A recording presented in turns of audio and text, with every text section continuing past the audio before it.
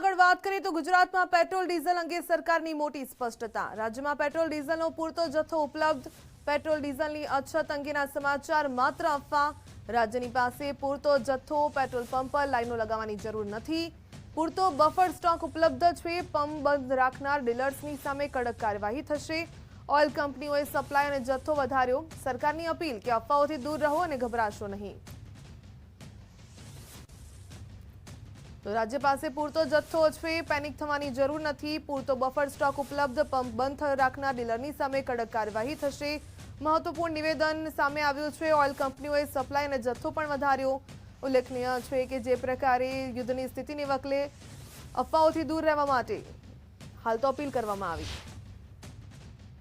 રાજ્ય સરકાર વતી ખાતરી આપવા માંગીએ છીએ કે ગુજરાત રાજ્યમાં પેટ્રોલ અને ડીઝલનો કોઈ પણ પ્રશ્ન નથી। બધા જ પેટ્રોલ પંપ ઉપર પૂરતો જથ્થો ઉપલબ્ધ છે, તેમજ આપણી પાસે પૂરતો બફર સ્ટોક પણ ઉપલબ્ધ છે। તેથી કોઈ પણ નાગરિકે બિલકુલ ગભરાવાની જરૂર નથી કે પેટ્રોલ પંપ બહાર કોઈ પણ કન્સર્નથી કોઈ પણ લાઈન લગાડવાની જરૂર નથી।